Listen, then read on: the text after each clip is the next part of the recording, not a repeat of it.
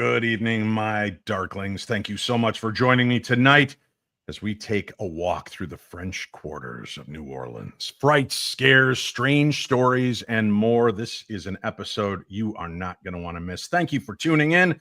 Hang tight. Our guest, Nicole Beauchamp, joins us next right here on the very best in paranormal programming. I'm Dave Schrader, and this is my Paranormal 60. I'm not gonna stand here and listen to this baloney. He won't float. He doesn't stand for baloney.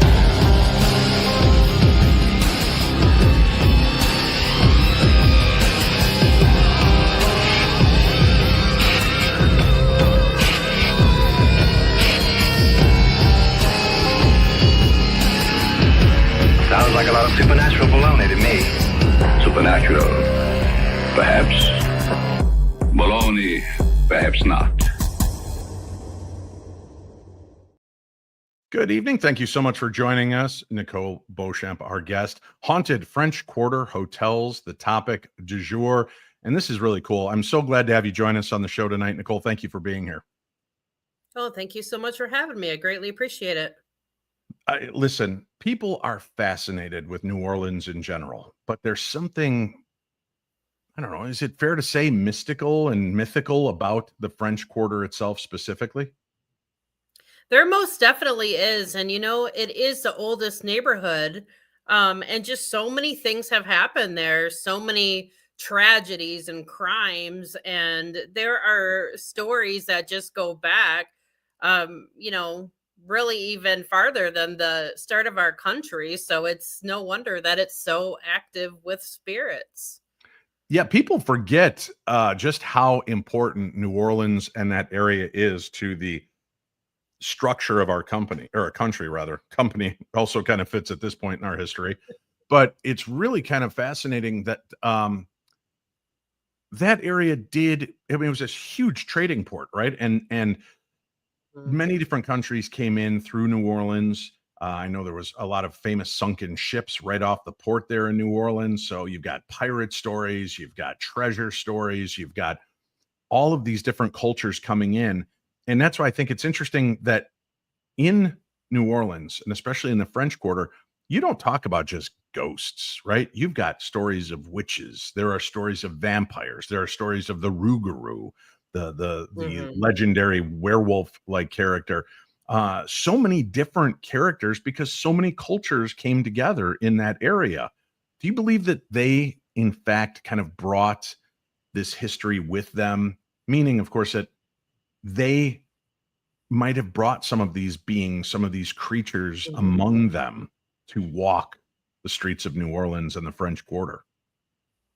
Almost definitely. I think, a lot of the energy that is tied to almost every place on this, in the entirety of the world, let's just put it that way. Right. I think make up this environment, whether it be, something mystical or otherwise. I mean, it has everything to do with the culture, the people, all of that stuff. And like you said, I mean, so many people came over from other countries and have so many various beliefs. And I just think, like, when you put all that stuff together, I mean, surely something has to come of it.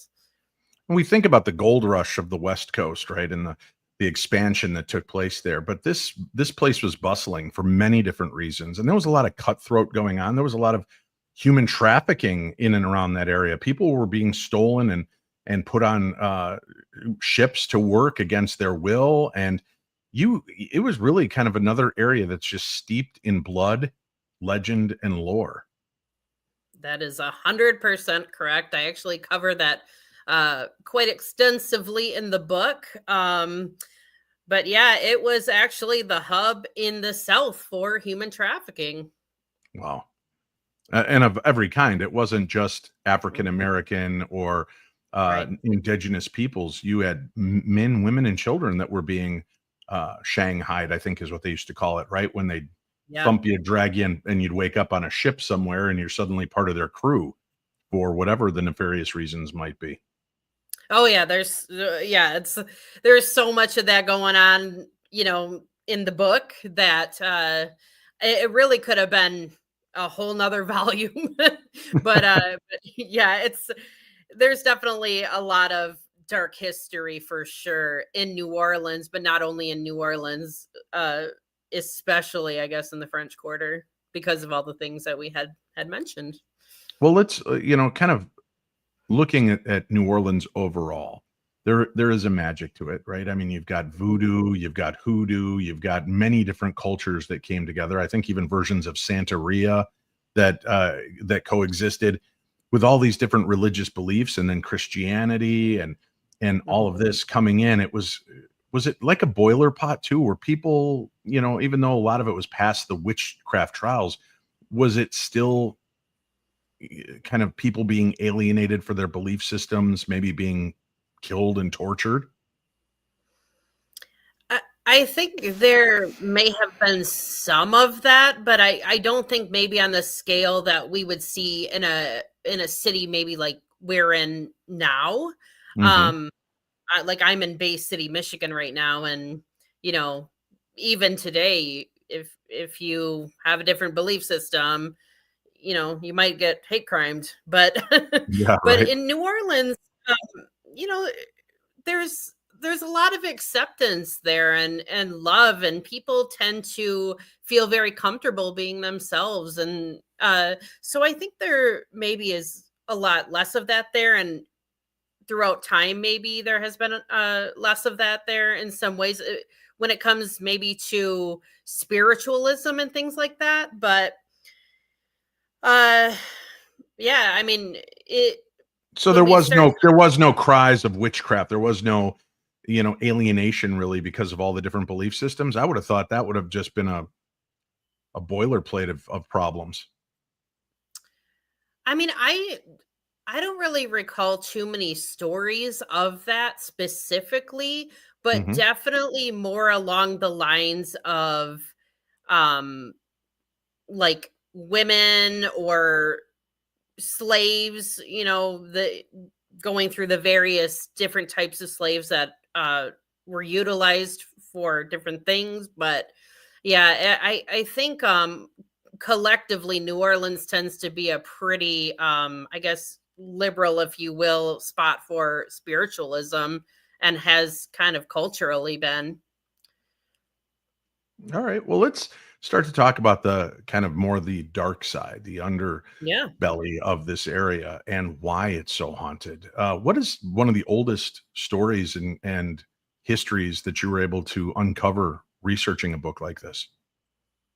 That is a very good question. There were definitely many, but one of them actually has to do with the Bourbon Orleans Hotel, and that actually was, well, it was actually utilized by nuns. I don't want to get too much into the story because it's kind Okay. of like a surprise at the end of the chapter, but basically these nuns came over, and they were actually one of the first African American orders in our country, and they did all sorts of things to help people. And I mean, they came over like very very shortly after America was founded. So they came over and they taught kids, they helped the sick. I mean, they had various roles. So basically there's this whole legend that at the Bourbon Orleans Hotel that a nun hung herself, or I'm sorry, did not hang herself, committed suicide in room 644. Of course, back then it would not have been room 644, but that's what it is today. And she is seen all around the hotel, and sometimes people have seen her, and she just looks at them very surprised, like she doesn't even know that she's dead. It's just kind of Really? interesting. Well, it makes you wonder then, right? Is she dead? Is she maybe witnessing these things in time? Was she walking those halls, Mhm. seeing us, thinking we were the weird spirits and demons and things Right. out of space and time? Right. No, I completely agree. It's like it's totally as if she doesn't know that she's dead. And there's even been some people that have stayed at the hotel that have been slapped across the face for swearing. So, I mean, she's still definitely in her role. That's awesome, right? I mean, in a sense it is. And another way, it's kind of, I don't know how I feel. How does it make you feel knowing that some of these spirits may just walk those haunted halls for eternity? Some of the stories honestly make me very sad. Mhm. Just because of course I have dove into the deep dark nature of them and read about some of the brutal ways that people have died. So it's very tragic, but other stories, it's like if people passed and they're still kind of in motion doing the same things that they loved in life and they're more of a residual spirit, then I think that that doesn't necessarily make me feel sad. In some ways it makes me feel happy because they seem at peace just kind of doing what they loved in life. And I'm going to be honest, if I could hug a cat and travel the world in the afterlife, I mean, sign me up. Right. So in life, so in death, right? We're going to kind of continue on with that. Exactly. Do we find that a lot of the stories there have to do with former enslaved people? Are there many of the owners or more of the privileged people that are also haunting these areas? Yeah, to be honest, there's quite a mix. So there's definitely stories of enslaved people haunting different places. Mhm. But you have such a collection of spirits. So you have people that were property owners, you have pirates, nuns. I mean, you have people that were definitely in positions of power too. So I guess with that being said, there's just such an array Hmm. that Do the spirits it's do the spirits seem to what's that? know do the spirits seem to know and interact with one another? Like they're aware that there are multiple energies from different timelines walking these halls? I'm so sorry, Dave. Could you ask that question one more time? Yeah, I just wonder, do you ever hear these stories where the ghosts seem to be interacting with one another as though they're also aware of the other energies and spirits that are still residing in these famous places? Well, what's so interesting is some of them are interacting with one another, but then you have, on the other hand, this spirit that is at the Bourbon Orleans Hotel, and apparently she's still devastated in death over the loss of her fiance, but yet he's haunting the same property, and it's like they just don't even interact at all. Like they can't even see each other. So it's really sad, really Tragic. tragic. Like two stories contained in the same book, but on different chapters that never cross, right? Right, right. Like he's residually like living in his truth, I guess you can say. Like he's, pacing the hotel and everything like at all hours of the night, and she's just still caught up with her grief, and she's washing tables down and waiting for him to come back, and he's not coming back, but he's really there. It's very tricky and Yeah. intermingled. And I don't know what's a bigger heartbreak, that they're sharing the same space but in different levels where they can't find each other, or the fact that she's still washing tables down. That's kind of depressing even more so to me. I know. Well, she used it almost as a therapy because she was just so gutted over his loss that apparently she didn't change out of her dress. She left her wedding dress on for the remainder of her life. Really? Wow. So that Yeah, was that's kind of, and that was in life. She just continued to wear that dress in kind of constant mourning for this yeah, man. exactly. And it just pretty much like she worked to try to like take away all her aches and pains, and she just continued to wear this dress. And her sister and her another lady that was working at the bordello at the time was trying to get her out of the dress, so she could bathe, and she would fight them. And so, yeah, that dress is no longer probably like beautiful as it was in life. I mean, Right. it definitely got some tatters on it now.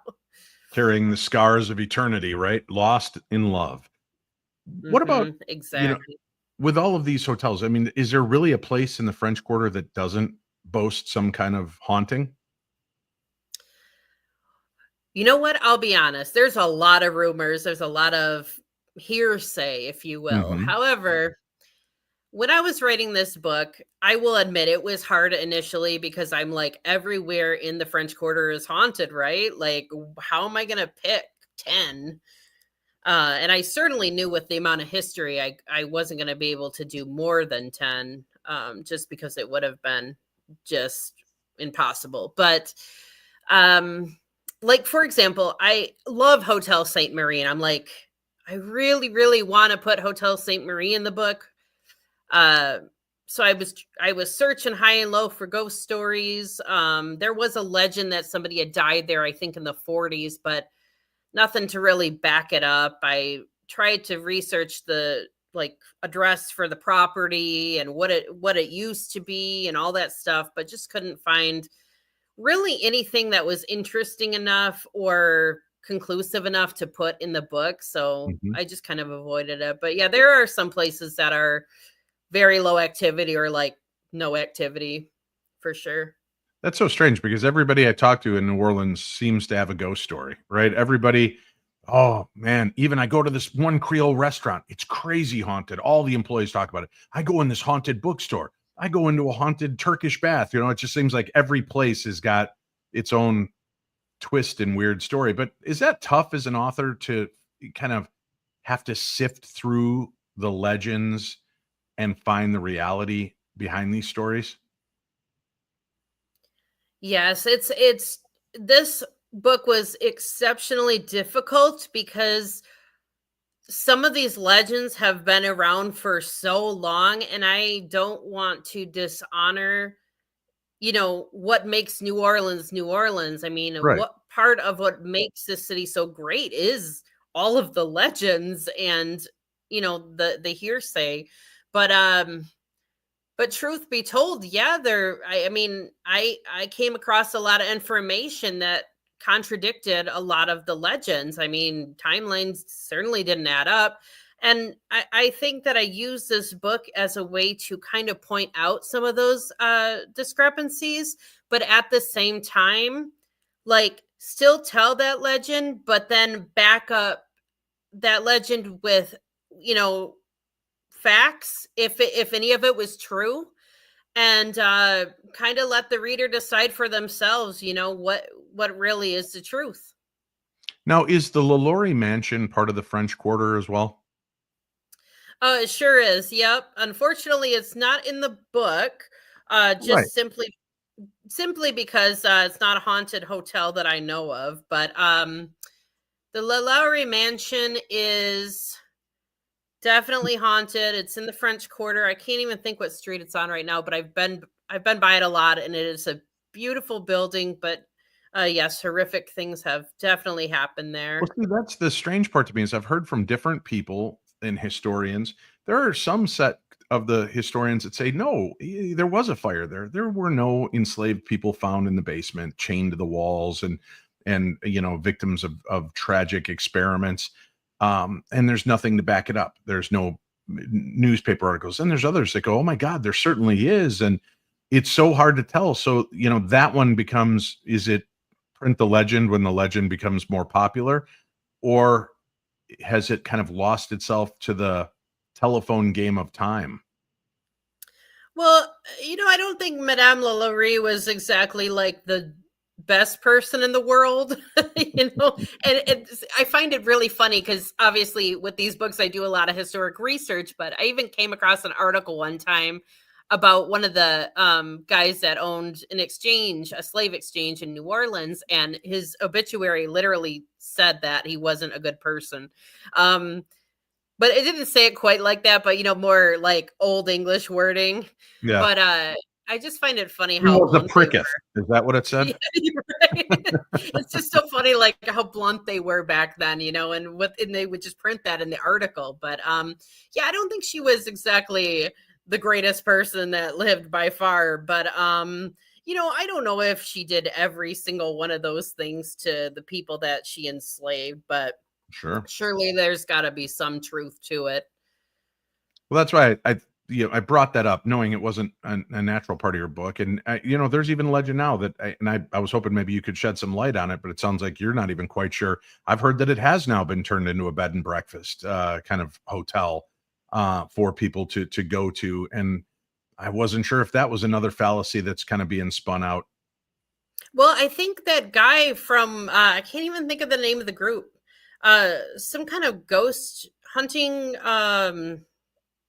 like company purchased it, but I don't know that they've necessarily done enough with it at this point that people are staying there. I mean, maybe they are, but last I knew, I mean, I thought like nothing had really come of it quite yet, because if that's the truth, I'm gonna be definitely finding my way there in October. What can you tell me about legends and lore of the vampires? And are any of these hotels reportedly haunted with these creatures of the night? There's definitely not any vampire stories, unfortunately, in the book.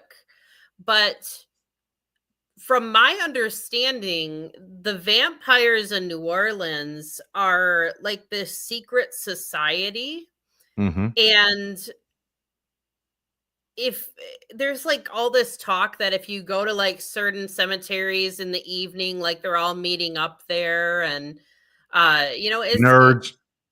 well, Nerds. I think that they actually drink blood, and like it's actually like their lifestyle. So Right. that's Nerds. No, that's that's great. I'm all for wild.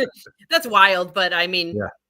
to each their own, I guess, right? Right, exactly. Well, who's to say? I used to play Dungeons and Dragons in the basement with my buddies for hours. So, different strokes for different folks. We pretended to drink blood. It was usually, Weiler's High C or something. But yeah, I understand there's that version of the history. It's just like the undead seems to have a claim over the living there so much. Let's do this. We're going to take just a very quick break. We'll come back. We've got more to discuss with our guest, Nicole Beauchamp, and we've got some really cool stories. And I want to kind of get into what are some of the more aggressive spirits in the hotels that you were able to uncover. Again, so many places claim to be haunted and claim to have these kind of stories. Who actually lives up to the legend? We'll talk about that when we return right here on the Paranormal 60.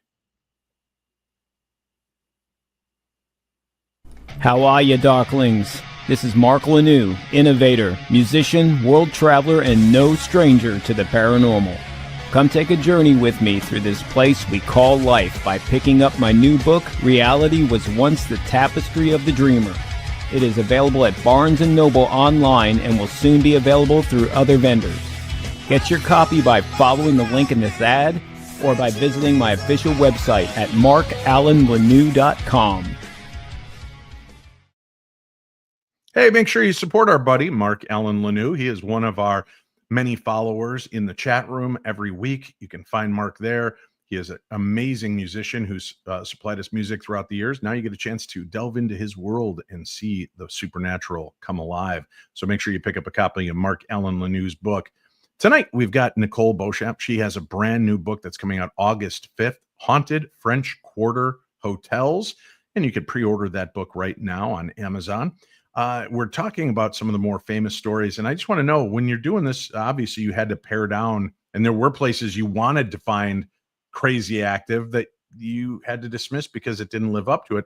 What are a few of the places that really seem to live up to their legend? And are there any dangerous sites?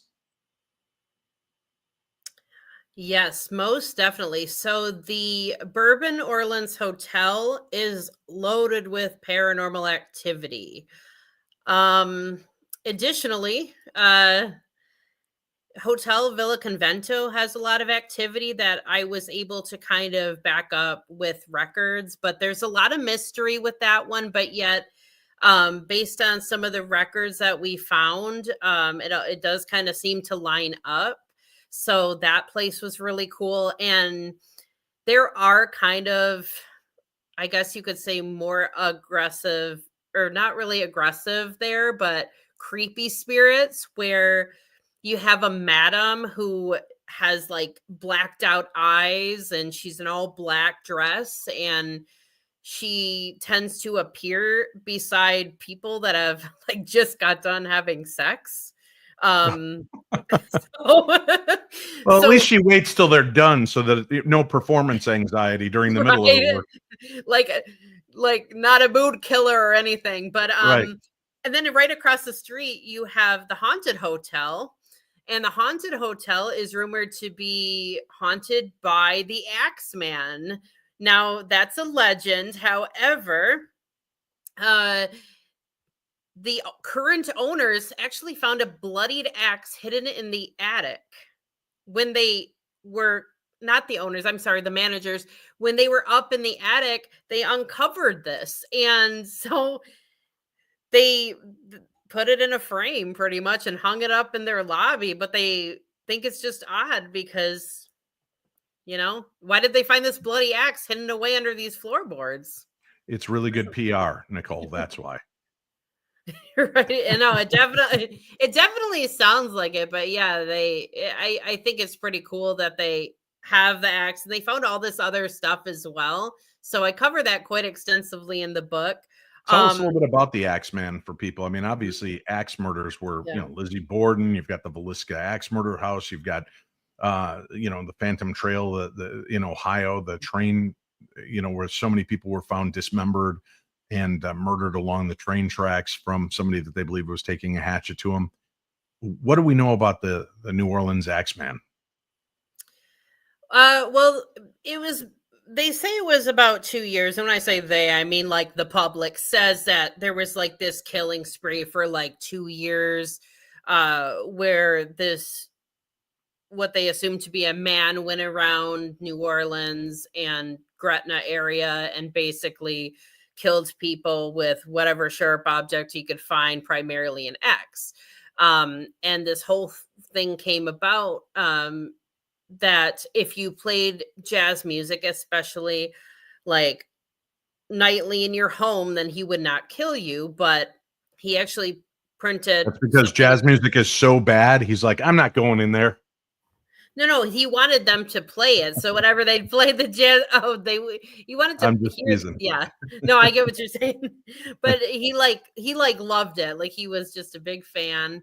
And so like if people had the music going, then he wasn't gonna kill them. So uh Well, with that you in know, mind, just let me say yeah. to all of you that maybe are just watching the show for the very first time, just tuning in, I'm not saying I'm going to come axe murder you if you don't listen, but why take the risk? Always listen to the Paranormal 60 just to make sure that you don't irritate me like the Axeman. I'm just putting it out there, just an aside. Yeah, well, they say he still haunts the courtyard where I'm Oh, having my really? book release party. So, my friend Misty Gaither, she's with Louisiana Spirits, and Sure. she's been doing all of these paranormal investigations there in the courtyard, trying to actually get in contact with the Axeman. So it's very interesting. But that hotel, they have very aggressive spirits there in addition to the Axeman. So it's kind of a creepy place. I mean, people have stayed there and been grabbed out of bed by their ankles and pulled to the floor and Do you have to got pay extra for that? wounds. What's that? I said, do you have to pay extra for that? I know. Maybe at the dungeon or something, if The you go haunted there. S&M rooms? Yeah. So people are being yanked out of bed. I mean, was it every place seems to have been a brothel at some point? But was it a brothel? Maybe a former church? Why is there such aggression taking place? Do you think? So yes, there was definitely brothel activity on the property, according to my friend Misty Gaither, local historian. Mhm. Uh, and in addition to that, there's been, you know, I mean, I guess you got the Axeman too. So I mean, it's that's Sure. kind of how he killed people, or where he killed people was in their beds. So I mean, it's plausible. And then I Some guess there's a anger there. man, Yeah.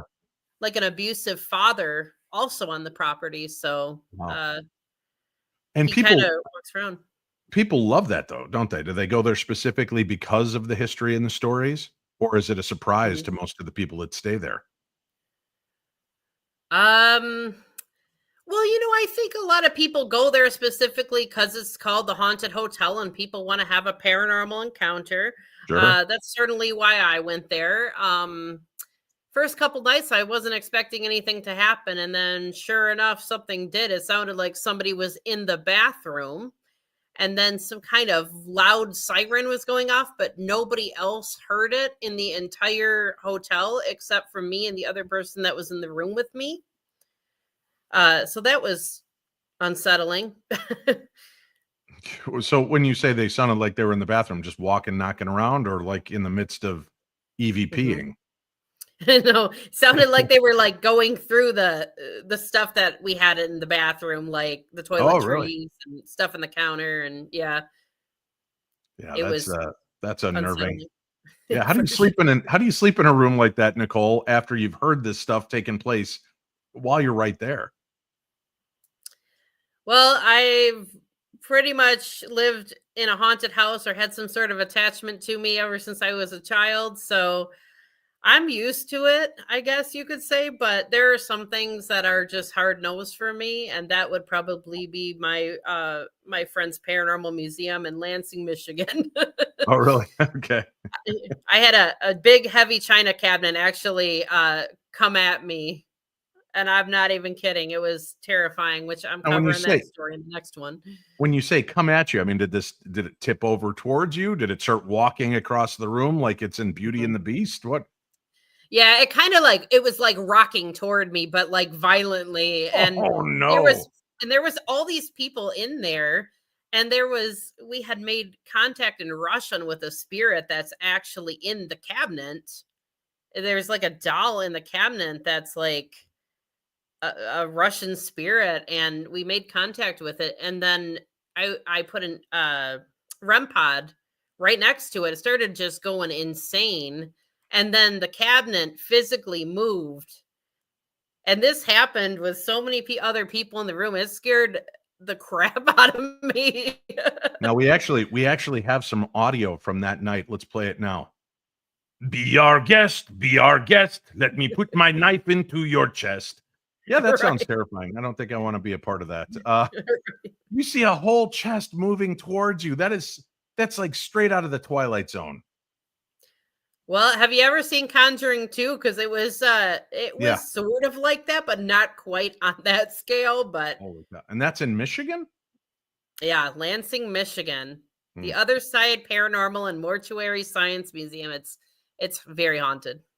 Well, I know you've written more books than just this one. We'll talk a little bit more about those after our next break, but let's wrap with a couple more of your favorite French Quarter frights and some of the other well-known haunted spots and what type of ghostly activity seems to take place there. Are they mostly ghosts that are living in a residual pattern, or do most of them seem to be intelligent, moving about, trying to communicate on purpose? I think there's a huge variety. There's not really so much of a pattern, but it kind of does depend. I guess like when you're kind of looking at patterns, if you're looking at more of a lot of historical figures, they seem to kind of be, stuck in place doing the repetitive motions again and again. Like, for example, John James Audubon, who did the Birds of America series. He was for those of you who don't know, is a very famous painter. And there's this very popular book called Birds of America. Check it out. But He can still be seen today strolling to his art studio. Was actually where the Bourbon Orleans Hotel is now. So he's very much stuck in that time loop, and he just kind of vanishes as it gets brighter outside. Like when the day is unfolding, like he comes out right in the morning and you see him, and then he's just gone. But then you have another spirit at the Andrew Jackson Hotel who apparently walks across the ceiling and is very evil and sinister. Now, when you say walks across it, I mean, is he hanging upside down like Spider-Man, just walking across the ceiling, or is he crawling more like a beastie?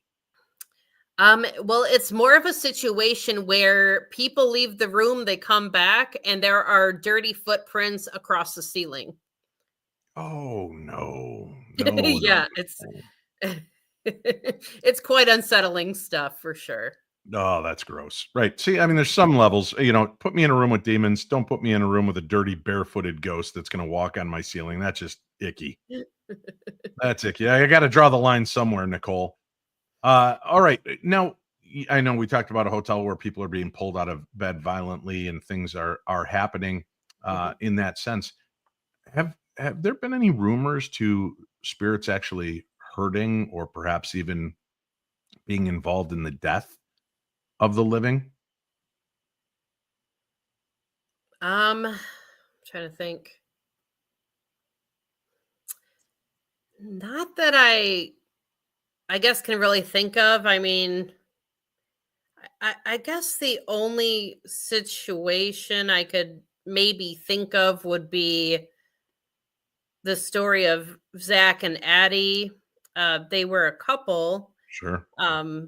and they pretty much they survived Hurricane Katrina, and he survived being in war and everything else, and then they had a very violent relationship. One day he snapped, he cut her up, and then killed himself. Yeah. So he to this day haunts the Omni Royal Orleans Hotel.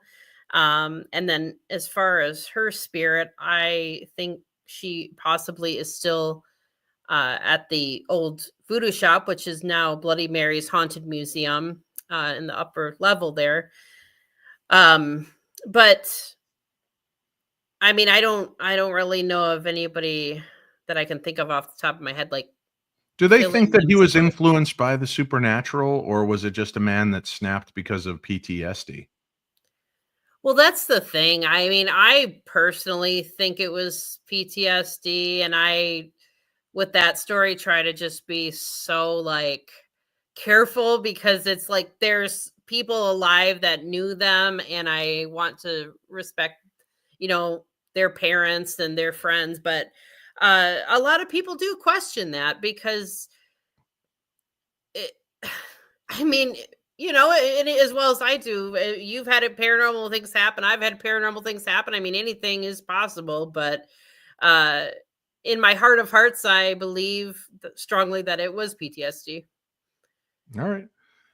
All right. Let's we got a few minutes left in this segment, so let's hear a couple more of your favorite haunted French Quarter hotels, and then we'll take a break. We'll come back and find out a little bit more about Nicole and some of the other books you've written and some of the other ghost stories that have stuck with you. Now, you also put yourself out there. You don't just write about these stories and research. You actually go to these locations and sometimes stay at them and try to insert yourself into the history.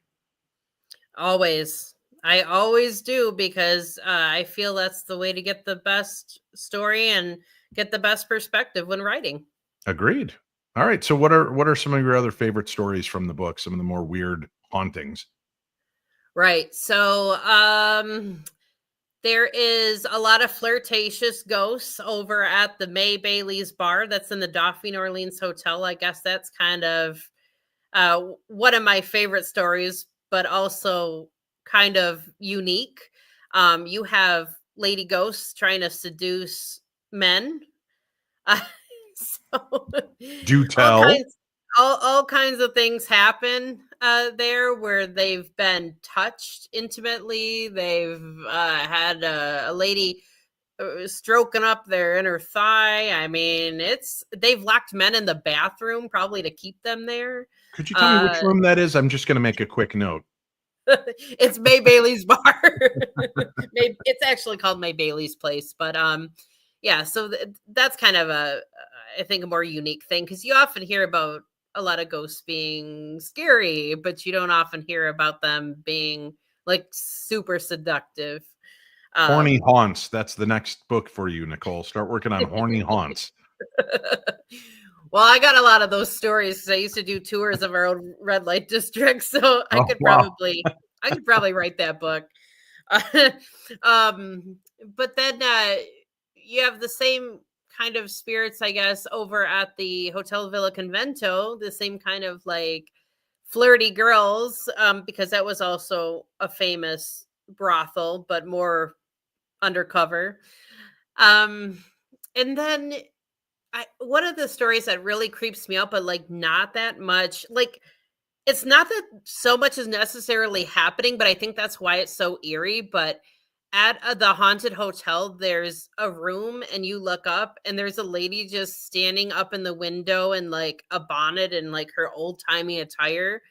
And for some reason, that just is really unsettling to me, to think that you could just, go to this hotel, see this cute kind of older lady and think, maybe that's just like, I don't know, the maid or somebody that works there, or somebody looking out their window and it's a dead person. Like, that's highly unsettling.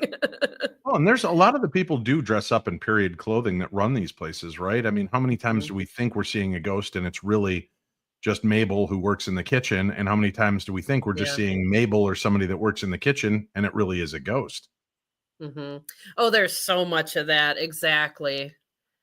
Yeah. There's been, I actually cover that kind of phenomenon, I guess you can say, in the book as well, in the chapter about Place d'Armes.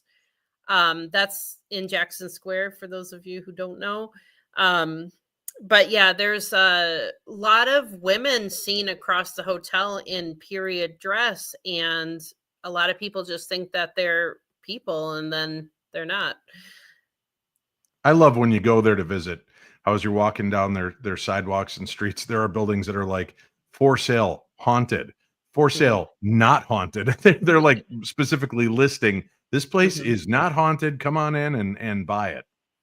Well, that's why I love New Orleans so much, because they just embrace their hauntings. I mean, in small towns, you can't always be so open about your love of hauntings, or people might look at you strange. But there, I mean, you can let your freak flag fly and it's okay. Exactly. All right, let's continue to flag our freakiness, and we will talk about more hauntings and more locations that our guest and author has researched and written about in her many other books. We'll do that when we return right here to the very best in paranormal programming. I'm Dave Schrader. This is My Paranormal 60. A vampire in Rhode Island? A UFO crash in Connecticut? A flying moose in Maine? A haunted bridge that calls your name? New England is weird. Really weird. Wicked Strange by Jeff Belanger and Frank Grace is your ticket to the bizarre. Ghosts, monsters, urban legends, and roadside oddities you won't believe until you see them. So pre-order now on Amazon. It drops September 2nd. Assuming the Black Dog of West Peak doesn't get you first. Let's get strange. Wicked Strange. Pre-order your copy now on Amazon. Now, during the Halloween season, the veil between the worlds gets thinner and the chills get real. Oh, so very real. Something is waiting in the dark, and it's calling your name. So answer the call this Halloween season, for the Paranormal 60 presents Halloween Haunts and Hijinks, October 9th through the 12th, for a supernatural weekend you'll never forget. It's being held at the historic haunted Palmer House Hotel in Sauk Center, Minnesota. Join Dave Schrader from the Holzer Files, Ghosts of Devil's Perch, and the host of the Paranormal 60 podcast. He's teaming up with Dalen Spratt from Ghost Brothers and Phantom Forensics. And we have heart-centered, intuitive Diet Renee for a weekend packed with spine-tingling experiences. You'll have 2 nights of live investigations and paranormal experiments, interactive workshops, gallery readings, and meet and greets, live presentations with experts themselves. This isn't just an event, it's a doorway to the unknown. So you have to ask yourself, do you dare cross it? Now, tickets are limited, so please book your Halloween haunts and hijinks adventure now at darknessevents.com. Again, that is darknessevents.com. Our Halloween hijinks event is selling very well. We're over half sold out for the event. And if you would like to be a part of that and spend some fun time in October in Minnesota at one of Minnesota's premier haunted locations with me, Dalen Spratt, and Diet Renee, then we would love for you to join us. I guarantee you're going to have a great time. Get all the information about that event and all the other amazing events I'm going to be at, including Gettysburg Battlefield Bash that takes place this weekend in Gettysburg. I will be out at the Eisenhower Hotel all weekend long, and I would love for you to come on out and see me. It's like $25 to attend the entire weekend.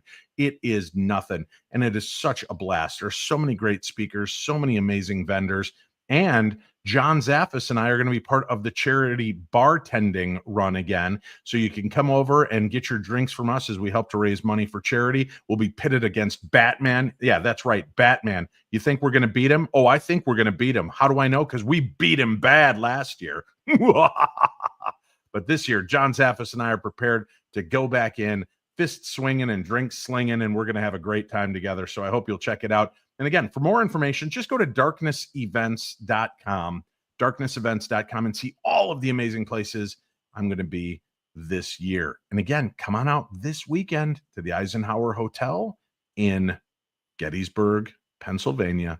You always say, Dave, when are you coming out to the East Coast? I'm going to be there. Come see me. All right, Nicole Beauchamp, our guest. And again, we're talking about her book in the first segment, Haunted French Quarter Hotels. The book will be out and available August 5th. You can go get the book on Amazon by pre-ordering it right now. And remember, don't just buy the book, rate and review the book, because every rating and review helps the author so much. Even if you think, well, I didn't really love the book, I'd only give it 3 out of 5 stars. Every rating and review helps. Doesn't mean you have to be a jerk if you don't like a book, but just go out and help support the authors that we support on this program. Let's talk about some of the other books that you've written. First of all, what drew your attention to the paranormal, Nicole? I swear that I just was born to do this because it has been a part of my life, my entire life.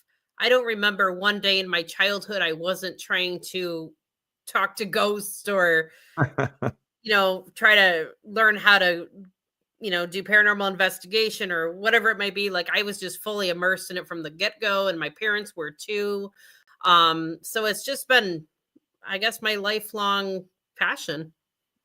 Okay, very cool. Did you ever have paranormal experiences? I know you said you were trying to talk to ghosts. Did something ever happen? Yes. So the very first paranormal experience I ever remember was I was laying in my bed as a child. I think I was maybe around 7 years old or so. And I heard a grown man whisper my name in my ear. Ew. And I thought at first it was like my dad or brother, even though my brother wasn't a grown man at the time, but I thought it was one of them playing a prank on me. And I ran downstairs and looked in the living room, and they were asleep, both of them asleep in front of the TV. I said, "Oh my God, who's up in my room with me?" Oh, that's spooky. And as a kid too, to hear this masculine adult voice whispering your name in your ear. How did you go back to sleep that night? Did you just sleep on the floor in the living room with your dad and brother? No, I told my dad to come upstairs with me, but it's so weird because like years later, like even just a few years ago, I heard that same man when I was laying in bed again, but this time he didn't say my name. He just said, "Hey." Well, he's trying to get your attention, Nicole. It's time to start paying back. Do you ever try to talk back and say, "What can I help you with?" Yes, because I have so much activity happen. Any place I live, it seems there's activity. Um, it was really creepy the other day because I was just standing in the bathroom, like getting ready for the day, and it was like somebody was grabbing the towel from the bottom, like it was on a hook, and it was like they were pulling the towel down. Wow. And then I basically like ran over there because I was like, maybe it's just not on the hook really well. I've had a lot of other things happen in the bathroom too, like see the shower curtain moving and stuff when I was in there alone. But no, that thing was like on there really well. So I don't even know. I don't even know what's going on at So this you've written point. how many books now? So I've written 4 and I'm working on 5 now. All right, very cool. What were your first couple books? I wrote Haunted Bay City, Michigan, Haunted Detroit, and Haunted Bars and Pubs of Michigan. Haunted French Quarter Hotels is my 4th, and then Haunted Mid Michigan will be my 5th. Boy, that's it. You've got a cluster of Michigan, and then just one veers off wildly to the French Quarter there. Let's go back to your base then with Michigan. Yeah. What are some of your Yeah. favorite and most bizarre ghost stories? Oh God, there's so many. Well, okay, so we do ghost hunts annually at the Historic Masonic Temple as a fundraiser. Mm-hmm. And this Masonic temple actually has a resident spirit by the name of Charlie. And there is actual proof that Charlie existed. He was the secretary for the Scottish Rite, which is actually adjacent to the Masonic, and he kind of travels between both buildings. Now, many people have seen him, and sometimes depending on who it is, they see him differently. So women or brides tend to see his full form, and he often goes up to them like as if he's a real person, and he says, "Hey, you look so beautiful today. You're just a glowing bride." And then people that have either worked with him in the past or men, he tends to appear as either just a torso or legs. Okay. But he's more fully interactive when it comes to the ladies. Yes, and it's almost like he's taken on like this father figure role. I mean, it's not like he's being flirtatious. He's kind of like he likes to like build women up. That's how it seems anyway from the experiences that I've heard, but he seems like a great spirit. I mean, if you're going to encounter something, you might as well encounter that, but people have had all kinds of things happen there in addition to this spirit. I mean, they've opened doors and walked into another era. There's a child spirit there that runs around, and everybody thinks she's part of, like, she either belongs to a volunteer, or just snuck up there, like ran up away from her parents, but indeed she is not a real person. And then I think one of the more spooky spirits in there is there's this one that like hides in the library, and we've really started to uncover it when we were actually doing our investigations there. But what happens is if you go into like the library and you're just sitting there and all the cameras are off and everything's very still, you could almost hear what sounds like a chair being ripped apart, and you can see it and feel it. And people that have sat in the chair feel it and see Wow. it. It's wild. Let's go with about 6 minutes left. Let's hear some of the creepiest stories you've got. The creepiest. All right. Well, there is a place at Canterbury Village called the Sea Pub, and Canterbury Village is in Lake Orion, which is kind of outside of Detroit. And basically what happened was this was a long time ago, but there were Native American spirits that were put in a mass burial there. And the father of this family that moved into this old farmhouse came across the skulls and whatnot on his land and started kicking them around like a soccer ball and disrespecting all of these natives that had died on the land.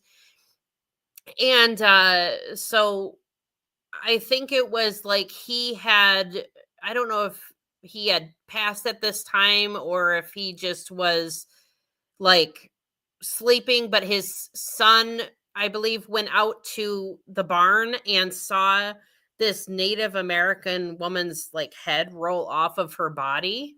Ooh. I mean, almost as if like the kid was being punished for his dad's actions, so much so to the point that the son ended up taking his life. So I guess that answers your earlier question, not so much in New Orleans, but of who has possibly been tormented by spirits enough to kill themselves. Well, apparently this guy in Lake Orion. Wow, that's brutal. Brutal. All right. What are some of your other favorite creepy tales from Michigan? There's so many, but what I love so much is the Veiled Lady. If you've ever seen La Llorona, yeah. the spirit looks a lot like that. And they say that people that touch her gravestone actually encounter this veiled woman, and she will follow them home. She will appear in their home and she will begin unraveling their lives. One woman lost everything, her marriage, her job, her house, everything. And she was being tormented by this woman that was in a white dress with a long white veil, and she would appear just randomly, like when the woman would wake up, like if she took a nap on the couch or went to sleep, she would just open her eyes and this spirit would be right there and would come at her and grab her and give her all kinds of welts and red marks on her neck. And it just got so bad that it just got out of control. And then after the lady left the house, it happened again. So it happened again when she moved locations. So it just kind of followed her. Has there ever been a place in Michigan that you've gone where you just will not go back again because of the type of activity that takes place there? No. No?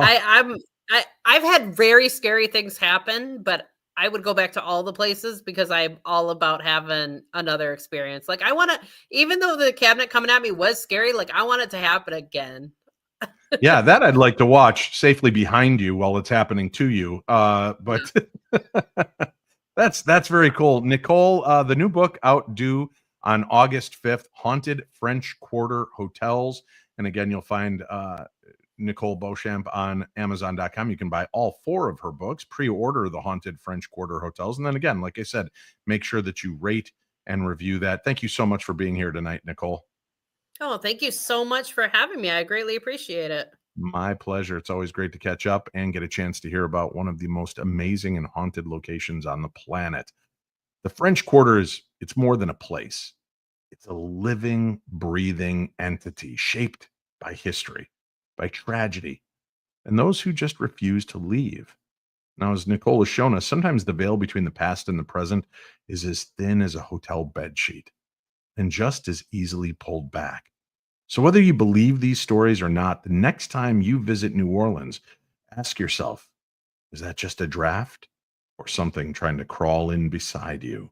Sleep tight, my darklings. Thank you so much for being here, and may the darkness of this world be just a little lighter with the information that we share here each week. We'll be back this Wednesday with the Paranormal 60 news crew. Full complement. We'll have great news, lots of fun, good friends. Don't miss out. That's this Wednesday on the Paranormal 60.